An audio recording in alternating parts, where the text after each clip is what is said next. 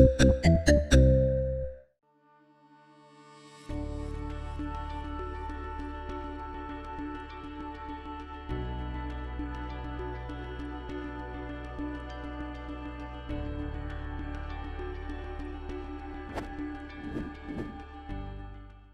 everyone, this is Zainul Arfeen from tutorial.pk and I'm going to be your biology instructor for the rest of this session.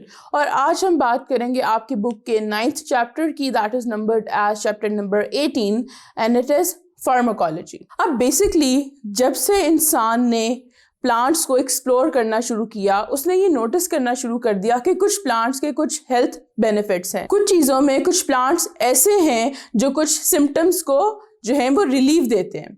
इसी तरह करते करते इंसान ने एक पूरी फील्ड जो है डेवलप कर ली, जिसे अब हम कहते हैं फार्माकोलॉजी।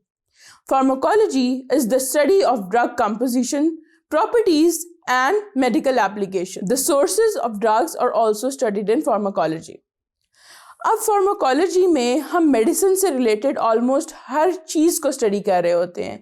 वही जो इंसान ने पहले प्लांट्स को ऑब्जर्व करना शुरू किया था, उस पर रिसर्च होते होते होते हम यहाँ तक पहुँच गए हैं कि हम एक सिंगल स्मॉल कंपाउंड भी जो है वो आइसोलेट करके उसको ड्रग की फॉर्म दे देते हैं ताकि वो हमारे किसी काम आ सके। अब ड्रग क्या है? बेसिकली ड्रग जो है वो कोई भी ऐसा सब्सटेंस है कि जब वो हमारी बॉडी में जाता है तो वो हमें कोई ना कोई इफेक्ट प्रोड्यूस करे। अगर हम इसको प्रॉपरली डिफाइन करें तो a drug is any substance that when absorbed into the body of a living organism alters normal body function, that is known as drug. अब ड्रग्स जो है उसकी डिफरेंट टाइप्स हैं। यूजुअली हमारे पास दो तरह की ड्रग्स होती हैं। वी हैव फार्मास्यूटिकल और मेडिसिनल ड्रग्स, और दूसरी होती हैं एडिक्टिव ड्रग्स। जो मेडिसिनल ड्रग्स हैं वो it's any chemical substance that is used in the diagnosis, cure, treatment और प्रिवेंशन ऑफ डिजीजेस। जबकि जो एडिक्टिव ड्रग्स हैं वो ऐसी हैं कि अगर वो कोई ड्रग बंदा मुस्तकिल लेता रहे तो वो उस पर डिपेंडेंट हो जाता है, यानी उस बंदे का जो नॉर्मल बॉडी फंक्शन है वो पॉसिबल नहीं होता उस ड्रग के बगैर। अब जो मेडिसिनल ड्रग्स हैं वो भी डिफरेंट टाइप्स की हैं। सबसे पहले हमारे पास है सिंथेटिक ड्रग्स। सिंथेटिक ड्रग्स वो ड्रग्स हैं जो हम खुद सिंथेसाइज करते हैं। वो नेचर में एग्जिस्ट नहीं कर रही होती, कोई ना कोई सोर्स ज़रूर होता है, लेकिन हम उसको ऑल्टर करके लैब में सिंथेसाइज करते हैं। दूसरी आ जाती हैं drugs from plants and fungi. Plants जो है वो हमेशा से एक बहुत बड़ा सोर्स रहे हैं ड्रग्स का, और उनसे हम बहुत सारी ड्रग्स जो हैं वो हासिल करते हैं। इसी तरह फंजाई से भी हम ड्रग्स हासिल करते हैं, जैसे पेनिसिलिन एक मेजर एग्जाम्पल है कि वो एक फंजाई से आती है। तीसरा है ड्रग्स फ्रॉम एनिमल्स। अब एनिमल्स के जो ग्लैंडुलर टिश्यूज होते हैं वो कुछ सिक्रीशंस वगैरह प्रोड्यूस करते हैं, जैसे फिश लिवर ऑयल है, तो वो हम एज मेडिसिन और एज सप्लीमेंट्स यूज़ करते हैं। तो हम एनिमल्स से इस तरह से ड्रग्स हासिल करते हैं। फिर मिनरल्स भी जो हैं कुछ वो ड्रग्स के तौर पे यूज़ हो रहे होते हैं। जैसे हम आयोडीन है तो हम वूंड को साफ़ करने के लिए आयोडीन यूज़ कर रहे होते हैं। We use silver nitrate as well. तो ये मिनरल्स हैं जो नेचर में एग्जिस्ट करते हैं और हम उनको एज ड्रग्स यूज़ करते हैं। फिर हम बैक्टीरिया से ड्रग हासिल करते हैं। कुछ एंटीबायोटिक्स हैं जो बैक्टीरिया के थ्रू। फिर कुछ प्रिंसिपल यूजेस हैं जो भी इम्पॉर्टेंट हमारे पास मेडिसिनल ड्रग्स हैं उनके, कि वो किस किस फॉर्म में किस किस तरह से यूज़ की जाती हैं। सबसे पहले एनाल्जेसिक्स आते हैं। एनाल्जेसिक्स जो हैं वो क्या हैं? वो पेन किलर्स हैं। जैसे कि हम कॉमन पैरासिटामोल और एस्पिरिन जो यूज़ करते हैं वो एनाल्जेसिक्स हैं। जैसे कि टेट्रासाइक्लिन और सेफ्लोस्पोरिन्स हैं, ये एंटीबायोटिक्स हैं जो हम बैक्टीरियल इन्फेक्शंस के लिए यूज़ कर रहे होते हैं।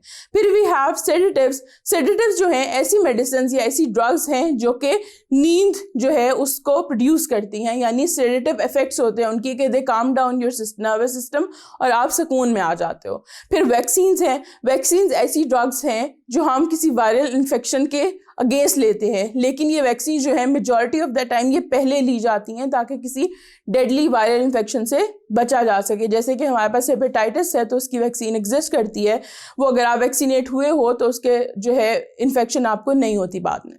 फिर एडिक्टिव ड्रग्स जो हैं वो ड्रग्स हैं जिनका अगर कांस्टेंट यूज़ होता रहे तो जो पेशेंट है वो एडिक्ट हो जाता है उस पर्टिकुलर ड्रग का। बेशक वो ड्रग किसी बीमारी के लिए दी जा रही है बट उसका constant use is not recommended. Sedative drugs जो हैं वो डिजीनेस, लेथार्जी और आपका स्लो ब्रेन फंक्शन और डिप्रेशन को इंड्यूस करते हैं अगर ये गलत तरीके से यूज़ हो रहे हैं। फिर नारकोटिक्स आ जाते हैं। नारकोटिक्स जो हैं वो स्ट्रॉन्ग पेन किलर्स है, जैसे कि हमारे पास मॉर्फिन है, कोडीन है, ये नारकोटिक्स हैं जो कॉमनली यूज़ हैं। और ये कहाँ से डिराइव किए गए? ये एक प्लांट से, ओपियम जिसे हम पॉपी भी कहते हैं, उससे ली गए हुए हैं। अब जो मॉर्फिन है वो डायरेक्टली आपके सेंट्रल नर्वस सिस्टम के साथ रिएक्ट करती है और आपको पेन रिलीफ देती है, और इसका अब्यूज़ जो है वो बहुत ज़्यादा कॉमन है। फिर वी हैव हेलुसिनोजेंस। हेलुसिनोजेन जैसे नाम से पता चल रहा है कि वो हेलुसिनेशंस प्रोड्यूस करते हैं। अब these are the drugs that cause changes in perception, thought, emotion and consciousness. हमारे पास दो कॉमन एग्जाम्पल्स हैं हेलुसिनोजेंस की, that is mescaline and psilocin. अब साइलोसिन जो है वो हमारे पास मशरूम से आती है, जबकि मेस्कलिन जो है हमें कैक्टस से निकालते हैं। होता क्या है, ड्रग जब ली जाती हैं तो आपके प्यूपल्स जो हैं वो डायलेट हो जाते हैं, आपकी आर्टरीज जो हैं वो कंस्ट्रिक्ट हो जाती हैं और आपका ब्लड प्रेशर जो है वो इंक्रीज हो जाता है। फिर वी हैव marijuana। marijuana जो है वो भी एक हेलुसिनोजन है और ये ऑब्टेन किया जाता है कुछ फ्लावर्स, स्टेम और लीव्स एक पर्टिकुलर प्लांट के, दैट इज marijuana प्लांट, या उसको हम नॉर्मल कॉमन लैंग्वेज में क्या कहते हैं, कैनबिस। अब जो ड्रग एडिक्शन है उसके साथ कुछ प्रॉब्लम्स हैं जो एसोसिएटेड होते हैं, सोशल प्रॉब्लम्स हैं। सबसे पहला ये है कि जो सोशल कॉन्टेक्ट है उस बंदे का जो एडिक्ट है वो कम हो जाता है, ये टोटली ख़त्म हो जाता है, जिसकी वजह से फर्दर सुसाइडल थॉट्स भी आ जाते हैं और फर्दर वो बंदा जो है डिप्रेशन में जाना शुरू हो जाता है। इसके अलावा जो क्लोज रिलेशनशिप है ड्रग एडिक्शन और क्राइम के दरमियान, वो भी बहुत वास्टली स्टडीड है कि जो ड्रग एडिक्ट्स होते हैं they are more prone to committing crimes. वो क्यों है? क्योंकि जो कंपल्जन होती है किसी भी नारकोटिक ड्रग की, वो it makes a drug addict a law violator और अ क्रिमिनल। क्योंकि जब उसको वो ड्रग नहीं मिल रही होती, उसके पास पैसे नहीं होते वो ड्रग खरीदने के, तो वो फिर ऐसी एक्टिविटीज़ परफॉर्म करता है जिससे वो इलीगली पैसे हासिल कर सके या ड्रग्स हासिल कर सके, दैट प्रमोट्स crime. फिर medicinal drugs में we have antibiotics. An antibiotic is a drug that kills or retards the growth of bacteria. They are the chemicals produced by or derived from microorganisms that could be bacteria or fungi. अब antibiotics जो हैं वो दो type की होती हैं, they could either be bactericidal और they could either be bacteriostatic. Bactericidal का मतलब है कि they exactly actually kill the bacteria, और बैक्टीरियोस्टेटिक का मतलब ये है कि वो बैक्टीरियल ग्रोथ को ख़त्म करते हैं, दे स्टॉप बैक्टीरियल ग्रोथ। अब हमारे पास जो कॉमन एंटीबायोटिक्स हैं वो हैं सेफलोस्पोरिन्स हैं, we have tetracyclines and we have sulfonamides. जो सेफलोस्पोरिन्स हैं वो बैक्टीरियोसिडल हैं, यानी कि वो बैक्टीरिया को किल करती हैं। हम कब यूज़ करते हैं? हम निमोनिया, सोर थ्रोट, टॉन्सिलाइटिस और ब्रोंकाइटिस में इन्हें यूज़ कर रहे होते हैं। फिर we have tetracyclines, these are also bacteriostatic, और ये क्या करते हैं कि बैक्टीरियल प्रोटीन सिंथेसिस को इनहिबिट करते हैं, और ये जो है रेस्पिरेटरी ट्रैक और यूरिनरी ट्रैक इन्फेक्शंस में हम इन्हें यूज़ कर रहे होते हैं। तीसरी जो है वो सल्फोनामाइड्स हैं, दीज आर ऑल्सो बैक्टीरियोस्टेटिक, और ये क्या करती हैं कि फोलिक एसिड सिंथेसिस को इनहिबिट करती है, और हम इसको निमोनिया और यूटीआईज में यूज़ करते हैं। फिर जो है लास्टली हमारे पास वैक्सीन्स हैं। A vaccine is a material containing weakened और killed pathogens and is used to produce immunity to a disease by stimulating the production of antibodies.